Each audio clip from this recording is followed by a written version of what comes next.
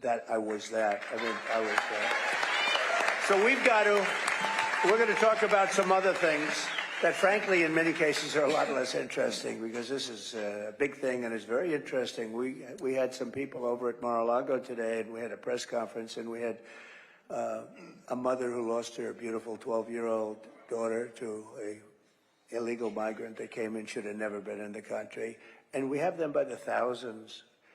Lake and Riley, so many people, you know, Lake and Riley from Georgia. I could name 30 of them right now, and I've gotten to know in many cases the parents. They're just devastated. I don't know if they ever recover. I'm not sure that you ever recover from that, Mike, what they're going through. And I meet these people, and they're just like devastated.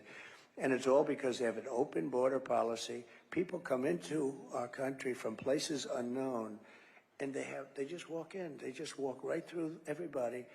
And nobody wants this. Nobody can want this. How do you win an election with this? You only can win elections if you cheat with this. Who wants that? Who wants all the stuff that they do? All the transgender stuff, all of the woke military. We don't have a woke military. Let me tell you, we have a great military. They knocked out ISIS in a matter of weeks. When I was there, they said it was going to take five years. It took about 4 weeks. And they'll never be woke, by the way. These are people, I got to know them very well. These are not woke people. You have guys like Milley on the top, who should have been fired immediately. No, I mean, he should have been fired. Whoever was involved with Afghanistan in that horrible period of time, that horrible day, but it was a little more than a day, where we lost 13 great soldiers. They never talk about the ones that lost the arms, the legs, the face was obliterated. They never talk about them. They act like, oh, this is fine. It's not fine. We had many people lost their legs, and many people died, and many people on the other side died. I count them too. I mean, people on the other side, hundreds of people died that day, and it should have never taken place. We gave up Bagram. When you leave, you take the soldiers out last. You don't take the soldiers. They took the soldiers out first. Our soldiers came out first, and it was totally just a horrible situation.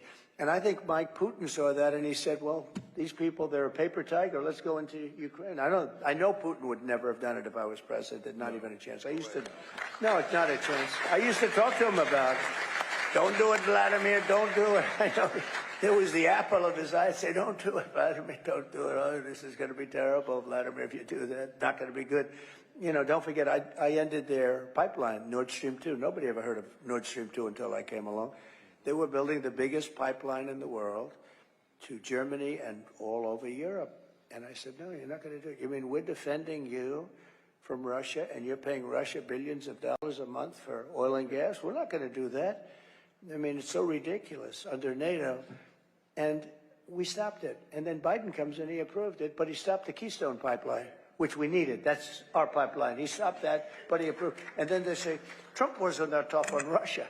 I was so tough on Russia. It was the biggest project they've ever had. I stopped it. And so we have a country that's been run by fools. It's been run by stupid people.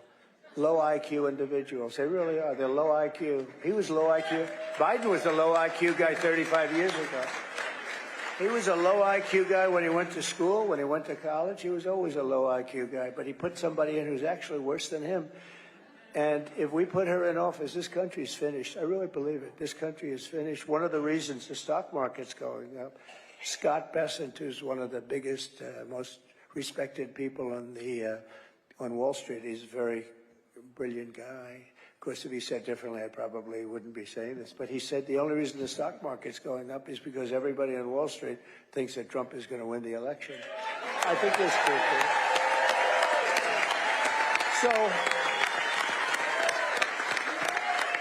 So we have to keep you safe. In addition, from a medical standpoint, Mike, we have to keep them safe physically from these people that are coming in. And we're going to do I don't like doing this, but we're going to do the largest deportation in the history of our country. We're going to get all of these criminals out. And it's not going to be easy. And, you know, I say that, and you know who has the record? Dwight Eisenhower. And I call him a moderate, but he hated to see people coming in from other countries and violating our borders. He was right. But he was a very big deporter. He deported people when they walked into our country. He'd take them out. And he has the record, and I don't. It's not a record that I want either. We all have a heart, but we have no choice. Now you have also, and you also have others, and we'll also finish that. No, we're going to put up sections of the wall that would have been put up in a matter of weeks. It could have. You know what they did with this wall? Much of it they sold for 5 cents on the dollar for scrap metal. And we're going to have to buy it again, but we're not going to pay 5 cents. We're going to pay a lot. It was a very expensive. This was a wall designed specifically for it.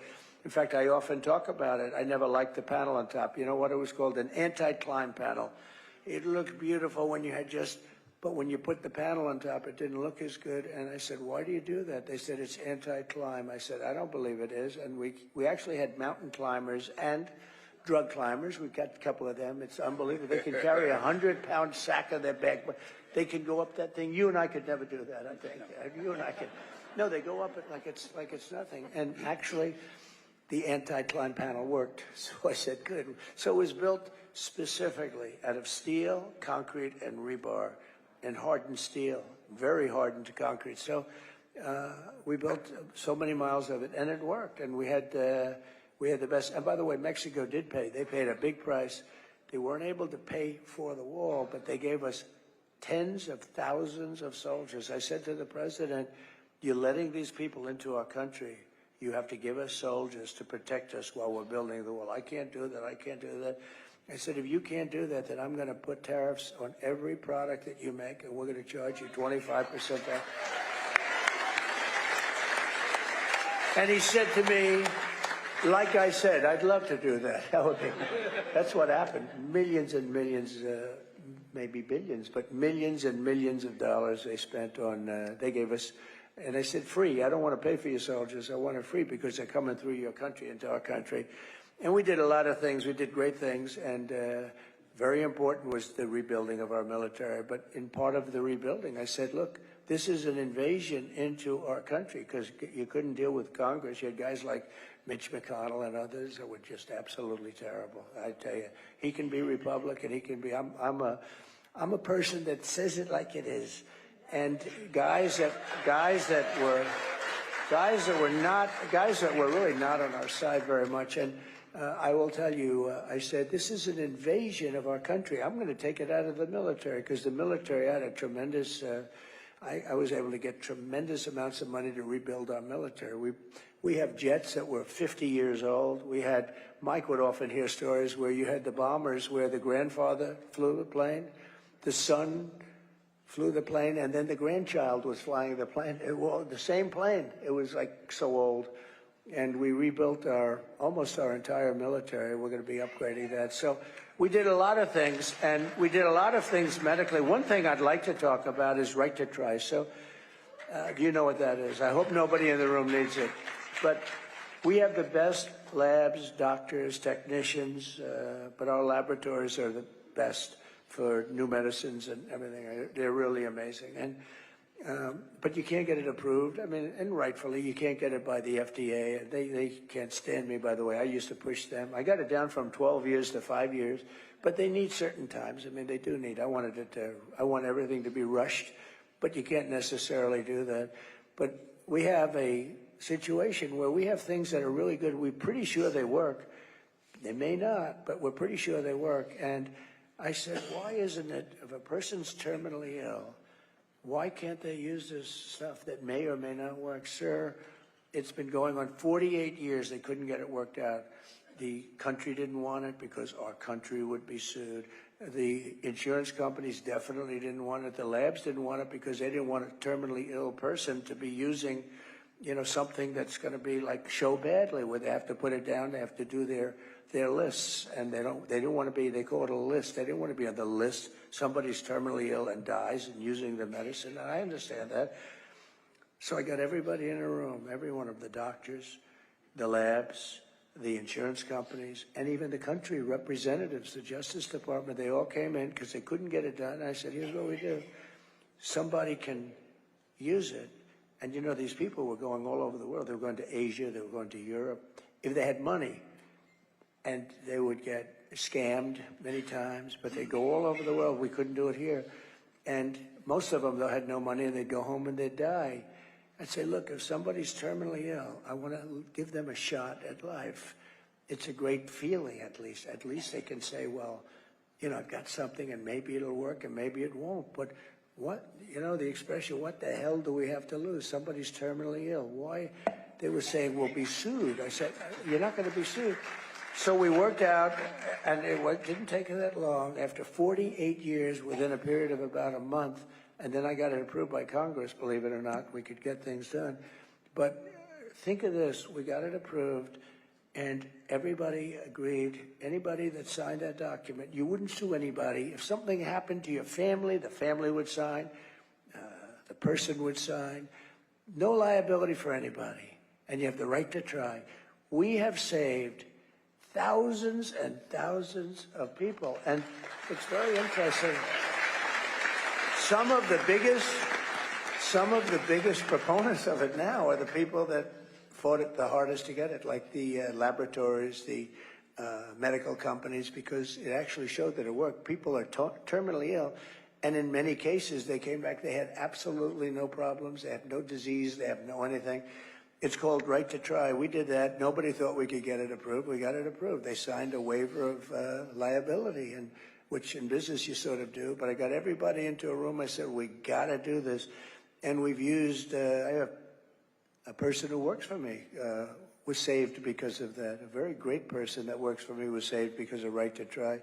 There was no medicine. There was nothing was going to work, but there was a space age something, material, you know, a medicine that they were going to use and that they did use, and it saved anyway. It saved millions of lives, all these different things that they're developing, and in some cases it doesn't work, but in many cases it does. I would say in many more cases it does. So, Mike, we saved thousands and thousands of lives, and again, I hope nobody in this room needs it, but it's awfully good. It's awfully good. At least it gives you a hell of a shot, and it turned out to be really amazing. So I'd like to ask Mike to now take over and go around the room. I'd love to hear from Ed and Ted and everybody, and we'll see how we're doing, okay? Thank you very much. Thank you. It's a great honor. Thank you. Thank you very much. Well, Mr. President, you certainly just gave us a good reason to be happy about next Tuesday. You reminded us why you've been fighting for the people. And every one of these folks who are here at the table are here because they live in this area. They all come from different perspectives, but they have a unique understanding of what's needed in this country and why we need you to be back in the White House. And I'm going to start with Donald Clark. He's a retired police lieutenant. He served 32 years, and he did a variety of roles from patrol officer, field training officer, K-9 officer, was on the SWAT team. I think it's interesting, Donald, you were in the police business 32 years. You've been married 36. You might tell us which was the hardest of those two careers, but I want you to speak specifically. Don't do it. You can get yourself in trouble. He wanted to be cute. I've done that. Don't do it. Say, I love my wife very much. The police was... You'll be careful on this. Good answer. But speak to the issue of crime. Would you go back into police work today knowing the kind of challenges police officers face that maybe weren't faced then? And then as a retiree, how difficult it is to live on retirement income given the economy that we currently have? I'll be totally honest, I would not want to go back and work on the street again. I spoke with a lot of my colleagues, and the biggest thing that is really challenging now is it's burnout, the inability of retention and recruitment of the officers that we need due to the lack of respect and hatred towards the law enforcement prevalent in our big cities today. Coupled with that is the lack of support from administration, budget cuts, and the lenient and soft on crime policies of the district attorney's office in those cities. In turn, a trickle-down effect into the surrounding communities comes down from this. And just because Philadelphia has it, now all of a sudden Upper Darby has the same issues. And then with this, it's forcing law enforcement to do more with less. And the one thing I always told my officers when I was on in roll call was, everybody showed up to work tonight, everybody goes home tonight. And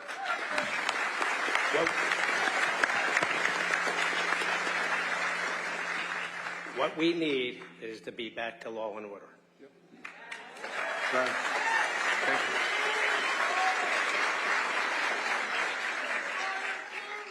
you. Now that I'm retired, and I retired in 2020, and I do have a good pension, but it is a fixed income.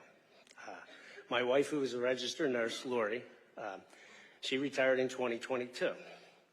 But with the unstable economy, the high cost of living, high inflation, we were not comfortable with what we had put away for our savings for retirement. So Lori took another job, and actually she just retired last week. But we were not comfortable with what we had in our savings, and we weren't sure how far it was going to go. And unless things changes with this economy right now, I don't know if I'm going to have enough when I do, if I'm going to live that long. So It's terrible. Thank you, man. thank you, Mr. President. Dr. Maribel Valdez was born in Puerto Rico and came to the United States. Came to the United States when she was 17 and got her doctorate in occupational therapy. She spent nearly 40 years as an occupational therapist, working primarily with the elderly in nursing homes, rehabilitation centers, and home health. In private practice, she was a Medicare and Medicaid provider for occupational therapy services. So Maribel, you have had a lot of experience working with Medicare, both as a provider and now as a customer. Would you mind speaking to your experience working with the 1-800 Medicare hotline? Mr. President, I just wanted to tell you that I moved here in 1981 from Puerto Rico, and I want you to know that Puerto Rico stands behind you, and Puerto Rico loves you.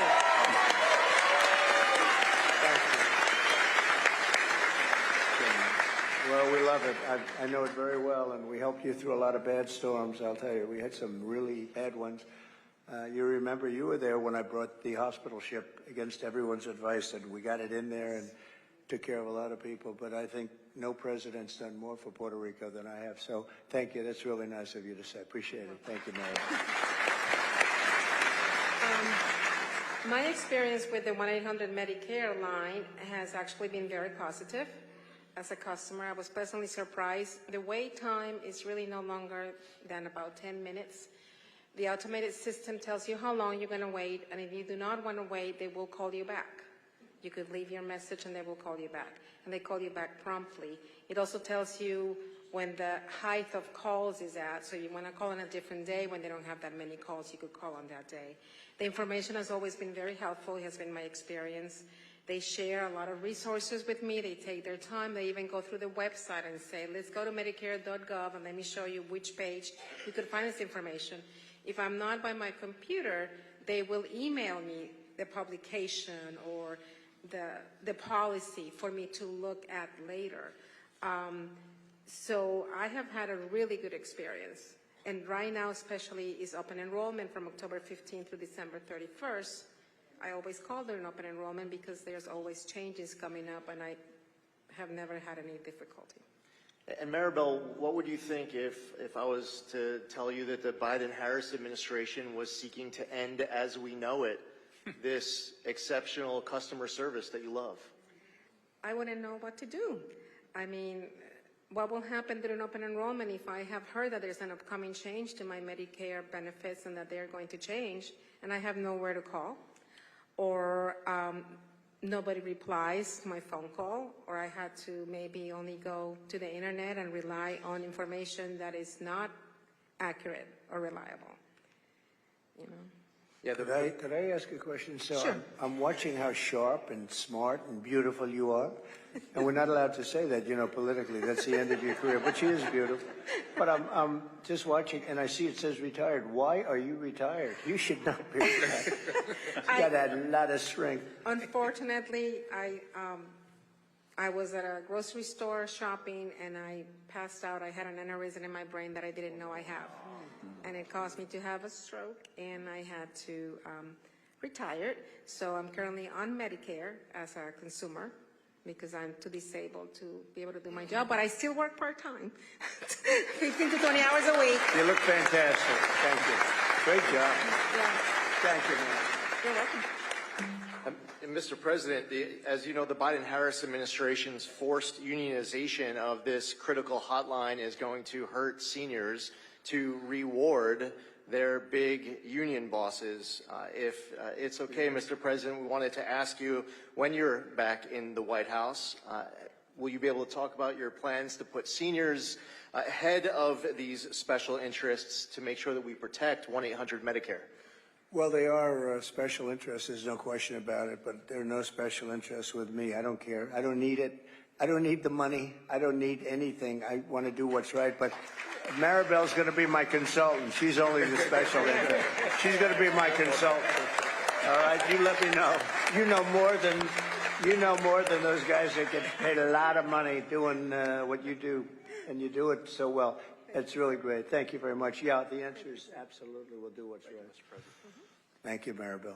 You're welcome, sir. I love the idea that you're going to use her as a consultant. I think that's smart, and I like it's it. also one of the reasons that people recognize that you listen to people who are actually in the middle of something.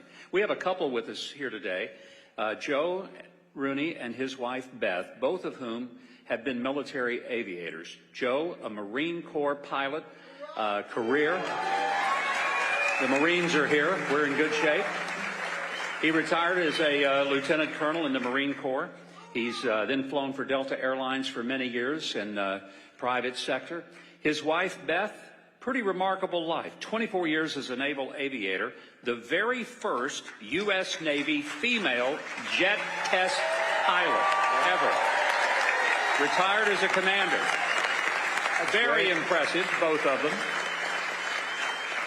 They've served our country honorably and very significantly, and I think I'll just ask them as a couple to express, in terms of speaking to the president, tell him which one of you is the better pilot. That's what we really want to know. I'll answer that. My husband has retired, and I'm still flying. No question. There you go. Great. What do you hope from the president in terms of policies that will affect people who are retired, whether they're military or private sector? But you've both done your service for this country. I'll start out if that's okay. And if you don't mind, I'll make a quick digression. Mr. President, have you ever seen the movie True Grit? Yes. John Wayne? Yes. So it was my honor to live under you and help get you elected 8 years ago. And then I watched those 4 years. And I have seen what's happened in the intervening 4 years to everything that was done with you leading up to the calamity of Butler, PA. And I hope you don't mind me saying this, but you have true grit, okay? Thank you, Joe.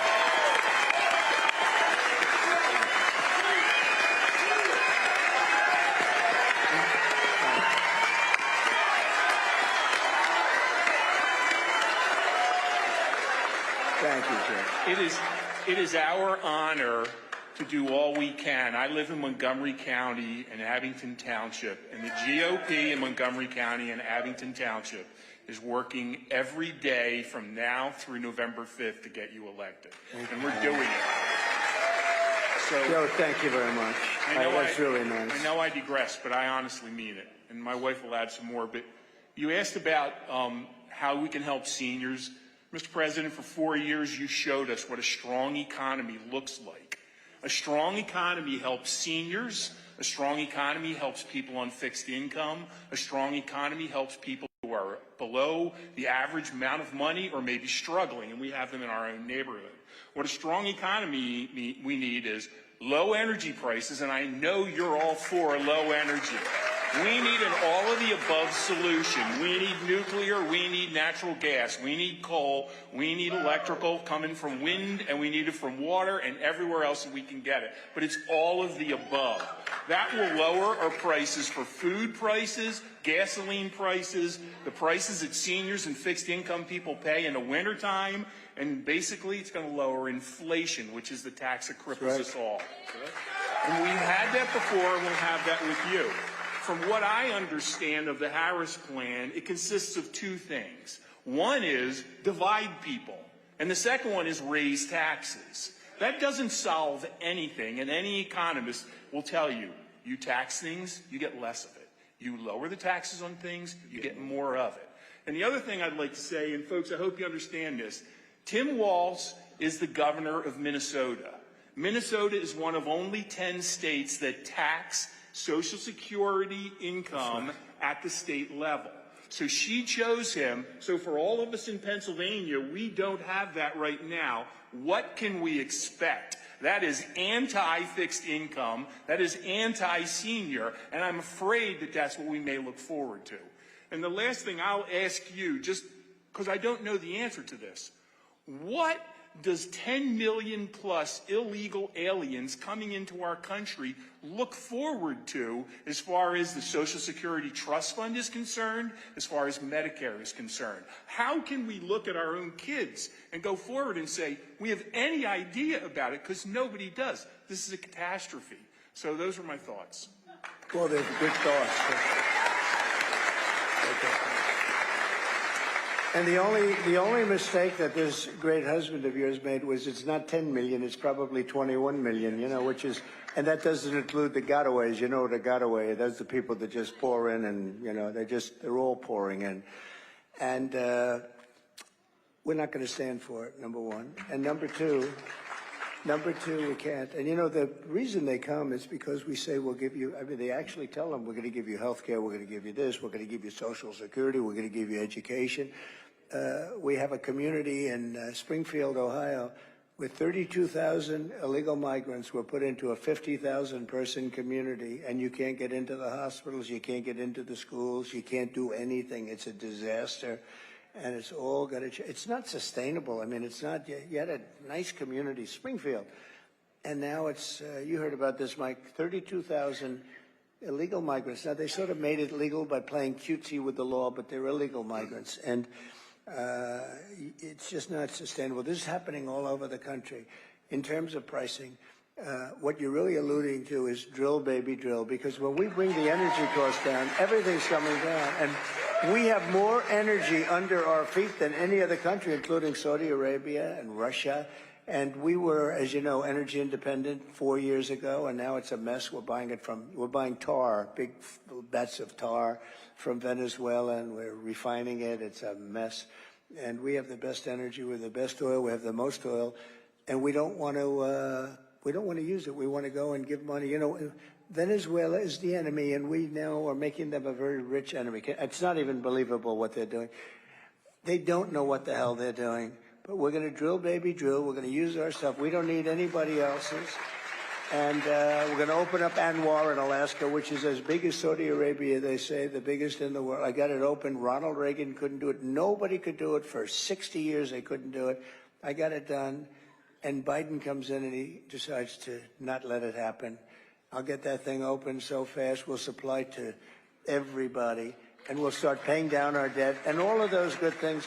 But your costs are going to come down. You bring energy. Energy is really more than anything else. It was their spending, but it was also energy. That's really what brought up the costs, because energy, you need it for everything. If you make donuts, you need it for the stove, you need it for the trucks, for delivery, you need. And we're going to have so much energy. And one of the pledges that I make is that we are going to have energy costs, which are very high right now. And that includes gasoline. We're going to get rid of the mandate, by the way, the electric mandate for your cars. That's going to come off. And that's great. You know, if somebody wants an electric car, I mean, Elon Musk gave me the biggest endorsement you've ever seen, and his cars are great. But not everybody needs to have an electric car or wants to have an electric car. You're going to be able to get hybrids, you get regular gasoline-powered cars, but we're going to bring your energy cost down by 50% within 1 year. By the way, it's going to be easy. We can do it. Nobody else can, because we have so much. It's right under us. Even in New York State, they don't realize that New York State is sitting on a tremendous amount, and if they used it, Lee would have opened that up in 2 seconds. They don't want to drill for the environment. And the people in Pennsylvania, they're sitting there, they have a Cadillac, and the people across the line is right here, and they don't have a car. And it's just absolutely, we have so much energy in this country. We're going to bring down the prices. That'll bring down everything else, and you'll be in great shape. But that's fantastic. I'm fascinated by your wife. So they say that as a pilot, the hardest thing you can do is land on an aircraft carrier. Have I heard, is that a correct statement? Do you land on an aircraft carrier? Yes, in fact, that's... You got to be kidding. She might be better than you. All the airplanes have hooks on the back, so you got to use them. So Right. go land a carrier. That's fantastic. It's a great story. Thank you very much, both. Appreciate it. All right. Ed Grove is a telecom union member and a proud American patriot. I understand he's also a talented musician and singer, a jack of all trades, and the proud father of 4 grown children.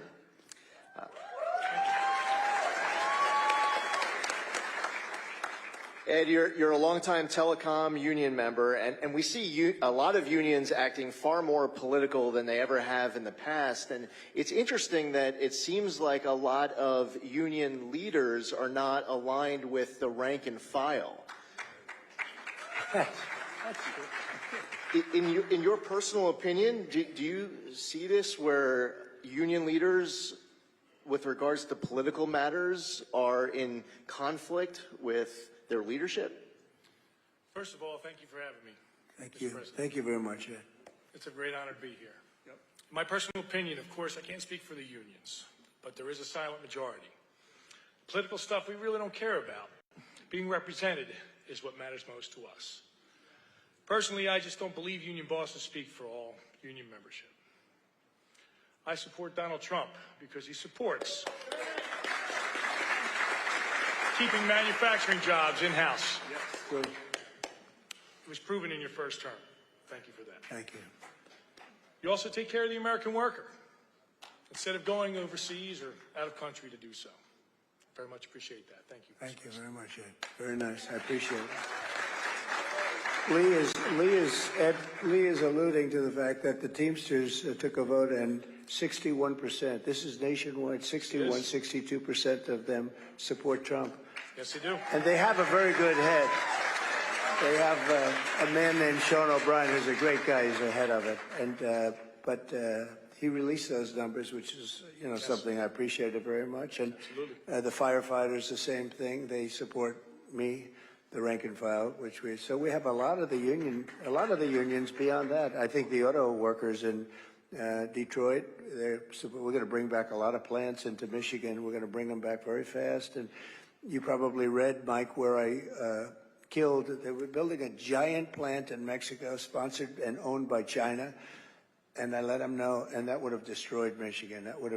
This plant would have made as many cars as all of Michigan. This was going to be the largest plant in the world, and I let them know, you build that plant, and we're going to put the biggest tariffs on those cars you've ever seen. And, that was about 2 weeks ago. They've just announced they're not going to build the plant. That's a great thing, isn't that good? Now, if they want to build it in the U.S., that's okay, Ed. If they want to build it, Mike, in the U.S., that's okay. But they're not going to build it in another country and send the cars in here and destroy all of that. That's what's happening. That's what's been happening for 50, 60 years. So they just announced, China just announced they're not going to build the plant. I'm very happy about that. Thank you very much, China. Absolutely. Thank you, sir. Great honor. Thank you. Mr. President, I want to introduce you to Dr. Kathleen McGuire. She is just to my right here. She has a very esteemed academic career in gerontology, but I think she brings something else to the table, not just the academic study of gerontology, but more importantly, she cared for her own mother for 2.5 years. And Dr. McGuire, if you could express, when you went from the academic side, studying and teaching others about gerontology, and then taking care of your mother, what were the big challenges, and what kind of assistance did you find from the government when you were trying to be the caregiver to your own mom? Thank you. I appreciate being invited here. The challenges were not being able to navigate the system, not knowing how to navigate the system. Yes, I taught the class, but it's different when it's your own family member. You can tell everybody else how to do this, make sure you give them resources here, but if you don't know it yourself, that's even more difficult. When you live that experience, living with my mom, and I'll tell you, it was very challenging. And I'll tell you a little bit about her history. What happened was that she was living alone in the Pocono Mountains, on a mountain, 100 miles away from family. She was a widow, trying to keep up her house. And according to the Department of Human Services, she was not able to get any assistance because she was not under the federal poverty level.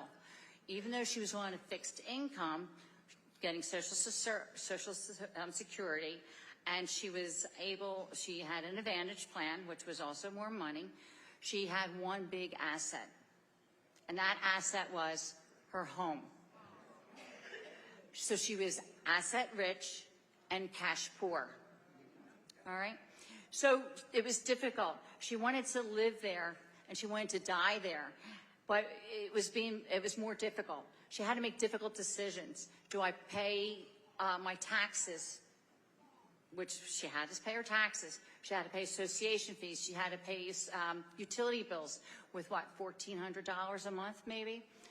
She had to pay for food, maybe.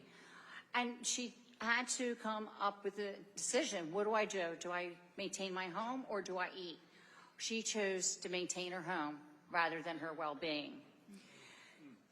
She decided, well, as her health deteriorated, we brought her back to my house in Bucks County, Upper Southampton, rather than Lower Southampton. Not far from Mickey D's where you were, yes. Right.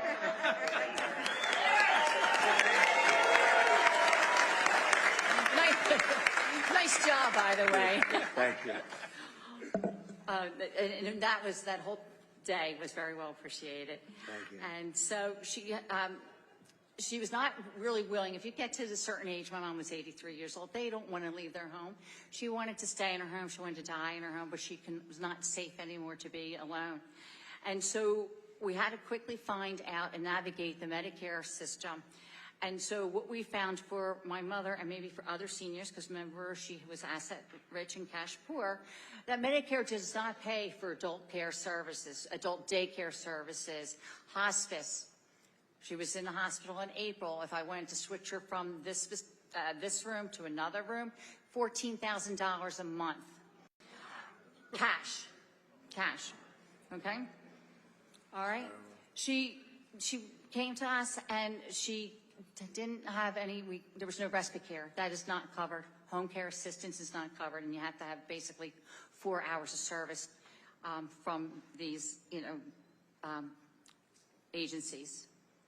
So what happened was that I'm fortunate enough and very proud of my immediate family. We became the caretakers. We became the elder care supporters. My family supported her. It was challenging sometimes. It was a team effort. She was able to get to her doctor's visits, go to the dentist. Any money that she didn't have or couldn't pay, our family supported her. She had 3 meals a day. She had significantly lost a lot of weight. She was down to 100 pounds at 5'6". Well, she'll probably less than that as you shrink. But she gained 20 pounds with us. Gained 20 pounds. Had to buy new clothing. Yep. Thank God that's for my son's cooking. But she wasn't allowed to leave the table until she finished everything. So that was, what goes around comes around, right? All her activities of daily living were supported by us. We took her everywhere she needed to go. She was my best bud. She went with me door knocking. She did. I had Very signs. nice. Yeah. I knew I liked her. 83 years old, door knocking. Sometimes Very I'd nice, leave her in the thanks, car and I forgot that she was there. I was too busy talking. But she was with me, wasn't she? So, but the most important thing, because, Medicare, we had a difficult time. She had her family, and that is who her support was. And unfortunately, it took 2.5 years for being assigned a case manager to help us.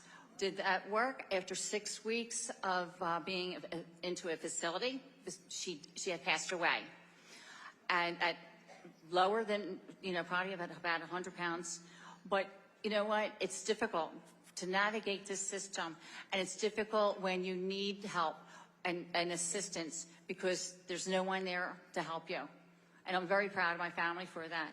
So asset-rich Yeah. and cash poor. What did they do with the house? What happened with the house? Oh, my gosh. Well, I was showing somebody pictures earlier. See, I'm in the real estate business, so it's always interesting. Yeah. My mom, she lived in the Poconos, and what happened was I was there one day visiting my son in New York, and I came home, I noticed mold. There's black mold all over, and she was hiding it. So we had to take the whole roof off. You could look into the house, sheetrock off, everything off during the winter. And so her utility bills were $1,000 a month. So what did I say? She ended up with $1,400 maybe to $1,200, $1,000 for her utilities. What did she have left to pay for the rest of her bills? So as the work progressed, now insurance does not cover a new roof. Right. So as the work progressed, the workers walked off the job, off the construction job, went out of business with her money, and did not finish the job. So the house now is sitting there. Not sitting there, we're going through her things, which is the worst, horrible thing to have to go through. Going through her things, and we're going to have to put it up for sale. And A good area for in the sale. Poconos, Albrightsville, right by Hickory, if anybody knows where Yeah, Hickory that's runs, good. State Park, a big Yeah. boulder, Lake Harmony. Yes. Good. Yep. That's good. Well, Mr. President, Thank you.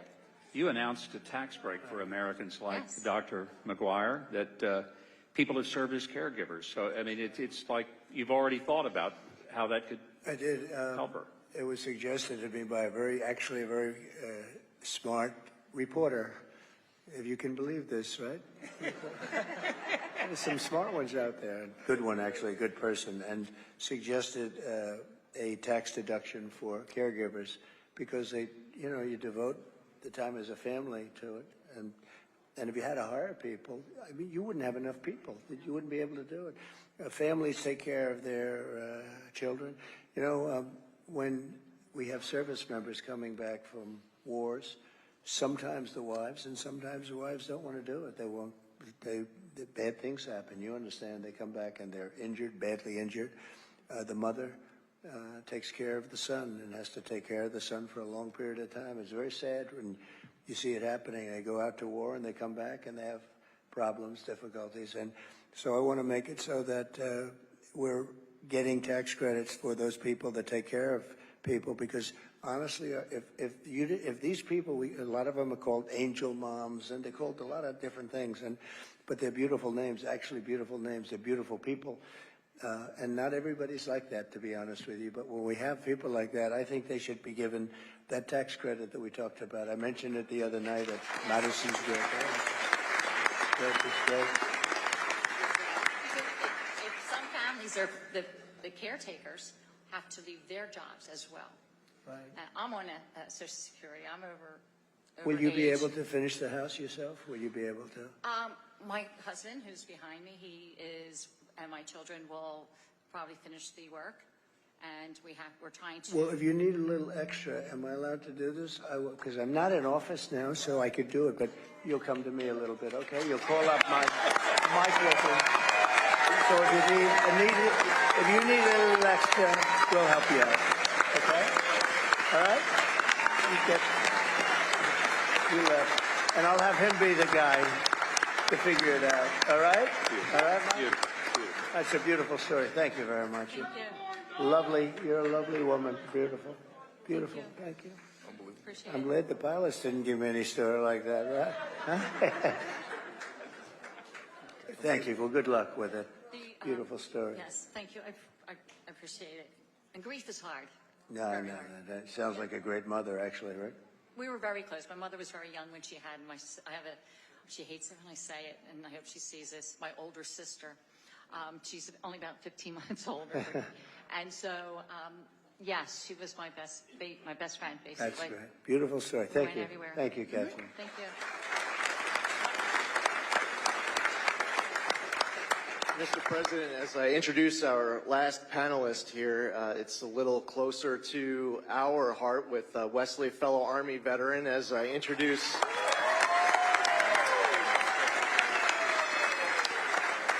as I introduce a fellow 82nd Airborne Division veteran, Ted Murphy. There are a lot of military branches up here well represented, but at this event that has a lot of seniors, we have one person in particular who is a member of our nation's greatest generation. He served in the Pacific from 1944 to 1946. Ed Buffman is here. Ed.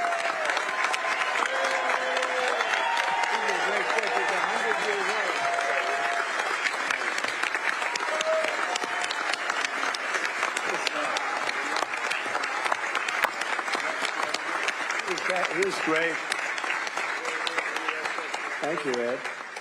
I saw Ed backstage, by the way. He looks like he's like 60. Ed is great. He's got the best skin.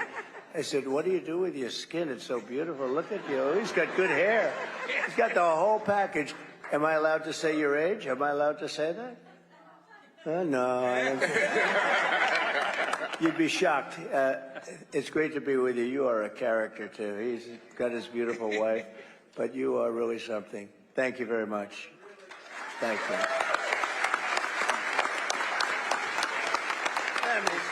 Mr. President.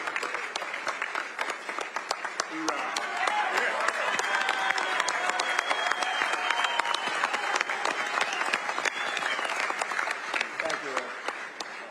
He's a great guy. Mr. President, it was an honor to be with you in Normandy for the 75th anniversary of D-Day, and I remember sitting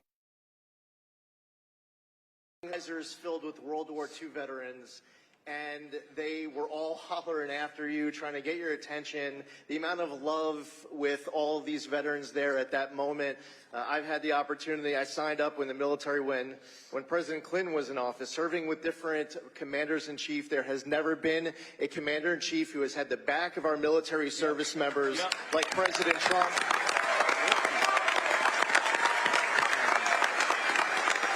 And our veterans have never had a commander-in-chief who's had our back like President Trump.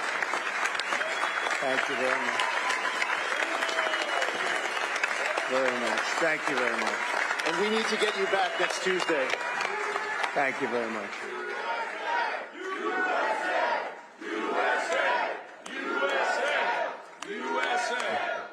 Thank you very much. Ted Murphy comes from a family of military service. Ted has served his country in uniform in the U.S. Army, in government at the Department of Justice and Department of Homeland Security, as well as inside of the U.S. Attorney's Office in Philadelphia and with ICE National Security Law Division in D.C. He is one of the top immigration attorneys in the country. So Ted, as a top immigration expert and as a veteran, can you speak to the impact of illegal immigration on the safety of our citizens? Yes. Thank you for having us here today to listen to these important issues. As mentioned, I come from a family of veterans. I'm one of 7 siblings. 5 of us were active duty, 3 are retired military. My 2 sons are medically retired from the military. And even my mother, at the age of 55, she joined the Medical Reserve Services with the Army and served until the age of 69. Ended up as a field commander in Bosnia.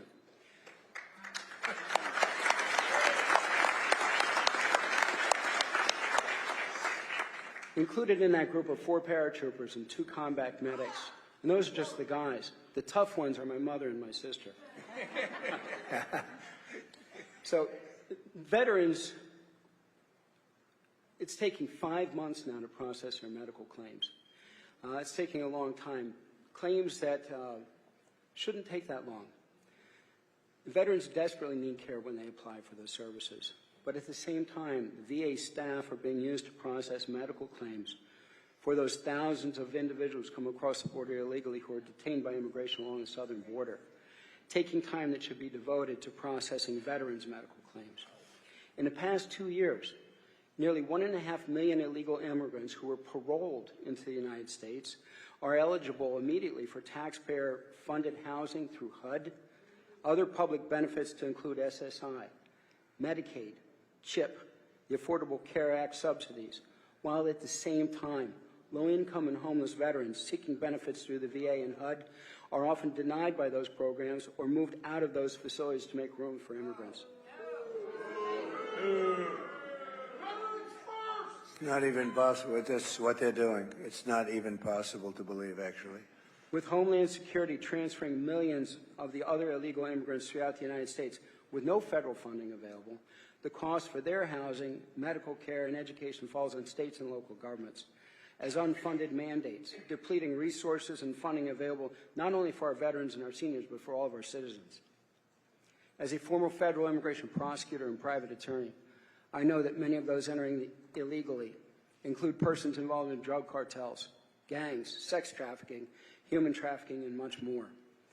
Homeland Security personnel have admitted that very few are properly vetted, yet they've been allowed to come into the United States and are continuing their trades here. That puts all of us at risk. So, Mr. President, after you win your re-election, how fast can we address these issues? Well, you know, we'll do it immediately. So I think I mentioned before that we have the highest rating of anybody in maybe ever at the VA. We did a lot of things. We also did something where we were allowed to get rid of civil servants that were really bad people that were, and I love civil servants, but this was a group of civil servants, a certain percentage, turned out to be 9,000 people. We got rid of this. These were people that treated the vets unbelievably. I mean, these are sick people. And we fired them and we replaced them with people that can take care of our people, that love our country and love our vets. It was a great thing. We'll get it done fast. You mentioned the word parole. That's a word they use now. They bring people in and they just say, you're paroled. And now they're all of a sudden like it's supposed to be in some form of citizenship. That's what they're doing in Springfield, Ohio. 32,000 people. They're under parole, and people that are in this country. And you take a look at, you know, they're putting a lot of the people that come in illegally. And some of these people are really, I'm trying to be nice, these are really rough people. Our soldiers are laying out on the streets in New York and other cities. And these people are walking through the main entrance of a hotel that's right there. They're laying here, and the people are walking right by them, and they're going into hotel rooms, in some case luxury hotel rooms. The government's paying a fortune to these hotel companies that have them. The hotel company no longer, they don't even want to deal with regular people anymore. They get a bigger check than they've ever made in their life. They're making more money than they ever made in their lives running it as a migrant hotel. But you have veterans that are sleeping on the streets outside. It's freezing or it's hot, and it's all going to be changed, Ted. But, I mean, you brought it up beautifully, but I'm glad you mentioned the word parole, because that's a bad word right now. That's a bad word to a lot of people right now. They're using that word to get people illegally into this country, as far as I'm concerned. Thank you very much. We'll take care of it. We're going to work on it fast. Fast.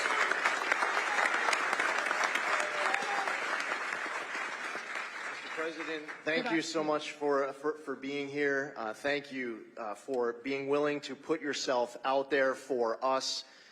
You could have had such an easier life if you weren't doing this for us. You sacrificed so much. God bless you. Any final thoughts, Mr. President? Well, thank you. Now, first of all, you're a fantastic young guy, and he's a great lawyer, great everything, and a very successful congressman, and he's a friend of ours, and he's really been great, Mike. I know how you feel about him, but I appreciate it. And Wesley, likewise. You didn't get a chance to speak as much. I was going to say, let's let him speak for about a half an hour, because he's a very impressive guy, but he doesn't need to do that. Just to say that we're going to take care of things. We're going to do things. And, you know, you are right. I didn't need this. I could have been on the most beautiful beaches in the world. I could have had a wonderful life like some other people. I would have had the great... But, you know, if I had it to do again, a lot of people say, if you had it to do again, and Joe was nice enough to mention it was, I mean, they've been brutal, these people. They are horrible people. A lot of them are just absolutely horrible people that do not love our country. But if I had it to do again, would I rather be on the beach with the water, that beautiful salt water hitting me in the face, my white skin getting all nice and tan? Or would I rather be here with you in Pennsylvania, making sure that people aren't going to cheat on the vote? And I will take you and Pennsylvania every single day. I will do it. No. And the reason is, Joe, and the reason is Lee and Wesley and Mike, and it's so great that we're all together because we've all been friends for a long time. But the reason is that we're going to make America great again. We're going to do something that nobody, you know, a lot of people were worried about our country. This country is in very bad shape. We're a failing nation. We really are. We're a nation in decline, as some people would say. But we are a nation in decline, and we're not going to be a nation in decline for long. We're going to turn it around very fast, and we're going to make America great again. And I want to just thank everybody, and it's a real honor. The spirit, you see the spirit, Mike, it's incredible. The spirit that we have right here. It's all over. It's all over the country. And, you know, there's a word called hope. People really want. We did great the first time. We did much better the second time we ran in 2016 than we ran. And as you know, we did much better. We got millions more votes, but there's never been anything like this spirit. And part of it is that, let's assume I haven't changed that much. I had these similar ideas and everything, but they see how badly our country's run. It's being destroyed by incompetent fools. And we're not going to let it happen. We're going to turn it around. We got to win. We got to win. We have 6 days to go, Joe. We got to win. So, and thank you very much. A great honor to be with you. Thank you. Thank you very much, everyone.